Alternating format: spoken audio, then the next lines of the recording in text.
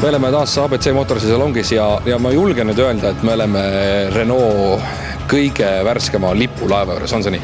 Ja, täpselt nii ja tere tulemast. Lipulaev on tõesti väga kihvt ja väga vägev. Ma usun, et iga tulevane Renault omanik saab selle üle uhkust tundma.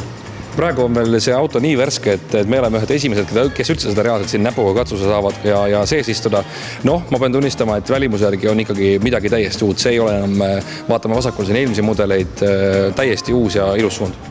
Olgem ausad, see suund sai alguse juba kas või uue Renault Espace'iga, kus on täpselt samamoodi kõik tip-top luksusasjad sees olemas, nagu ka meie uuel talismanil. Ma usun, et saab kõigile. Sul läheb endal nägu muigama, ma pean tunnistama. Meil on siin samas praegu kõrval 1.6 diiselmootor ja tal on 110 kilovatti. See on, ma arvan, et vist kõige optimaalsem, miks ta üldse siin on selle pärast. Diisli puhul kindlasti, sest diisli ökonoomsus ja uue EDC automaatkastiga, mis on 6-käiguline, on ta väga alla viidud, nii et selles suhtes seal peab ise proovima. Et ise proovides saate täpselt teada, kui hea ja võimas see on, et seega on alati kõik on tere tulnud proovisõidule. Natuke ebaharilikult saabus auto tegelikult koos hinnakirjaga ja kui me seda natuke uurisime, siis ei ole selle auto puhul sellist plangu varianti, et hind alates 10 000 ala. Et me peame ikkagi rääkima sellest autost, kui ta on kohe hea varustusega. Täpselt nii, Renault ongi võtnud nii-öelda sihiks, et kui sa ostad juba selle klassi autot, siis ta eeldab, et sa tahad ka neid ja neid asju. Ja ütleme niimoodi, et kui me võtame kõige lihtsama asja, siis tegelikult on seal juba kõik vajalik olemas. Et sa saad erinevad igasugused luksvarustust sinna juurde vaadata, vastavalt oma maitsele, vastavalt puidutoone versioone, istme masseerimisi, istme ventilatsiooni ja nii edasi. No võt, ma vaatasin korra autos sisse ja juba nägin sõna massaaž. See massaažitool tegelikult on juba aastate tagusel Latitude'ist mulle juba tuttav ja see on väga mõnus funktsioon. Siin on ikkagi selle mõttes juba sellel mudelil initsiaale, mis on üks tippmudeleid, on vist kõik varustus olemas, see midagi enam juurde väga palju panema ei peagi. No, konkreetsel mudelil on võimalik üks asi veel juurde saada, see on klaaskatus. Aga ülejäänud on kõik seal tõesti olemas. Kui autos rääkida sellest tootmisest, siis tegelikult seda lipulaeva on oodatud ju päris kaua. Nüüd on see variant olemas, kas see on nüüd see, kuhu taheti jõuda või on see sama stiil veel minemas mõnele teisele mudelile, sest me teame, et kõige müüdavamad on ju mitte just sellised kõige kallimad autod, vaid keskklass.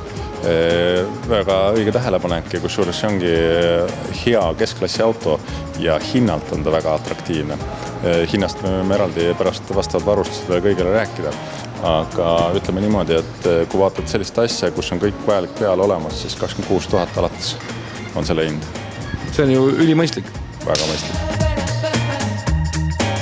Me saime natukene lisainfot selle auto kohta juba enne, kui me rooli istusime ja ega väga palju seda kuskil Eestis näidatud ei ole. Seda tegelikult ei ole ka veel autoajakirjanikud reaalselt väga katsetanud ja öeldi mulle seda, et on hoitud seda uut joont, mida tegelikult me näitsime teile ka juba mõnda aega tagasi Space'i peal.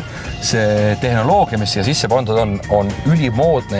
Ma tean ka seda, et see sama mudel on käinud läbi väga erinevate autotootjate spetsialistide käest, et nemad tooksid veel välja oma standardite järgi plussid ja miinused ja siis vajadusel on need miinused ära korrigeeritud ja üks asi, mis on kindel, see auto tuleb kohe automaatselt väga hea varustusega, sellist blanku varianti ei olegi, mis sellise, no ütleme, luksus ja lipulaeva kohta on ikkagi elementaarne ja au ja kiitus Renault'le, mina kiidan auto heaks, sellega on väga mõnus ja mugav sõita.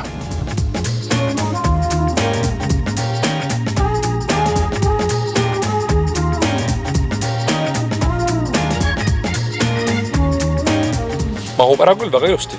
Kõigepealt istud taga ja oled härrasmees, tuled ette, oled sportlane, väga mõnus. Autol on väga hea funktsioon, nagu ikka moodne inimene tuleb raskete kottidega, iPadid ja kõik asjad sees. Siis on moodsel autol loomulikult selle jaoks väga hea lihtne lahendus. Jalaga paned stange alla ja uks avaneb. See, kes tahab kohe auto kätte saada, kuidas sellega on? Meil on tulemas jaanuarist alates esimesed vabad laoautod, nii et kes tahab olla esimene ja kellel sobib täpselt see variant, mis meil on laos olemas, mille on tehas meile eraldanud esimeste autodena, siis ikka saab. Ja tehase tellimus on avatud, nagu te juba enne mõtlesite, siis hinnakiri tuli paralleelselt koos autoga, nii et täpselt nii ta oli. See on ilus auto, kas sellega praegu saab proovisõidul minna? Ikka.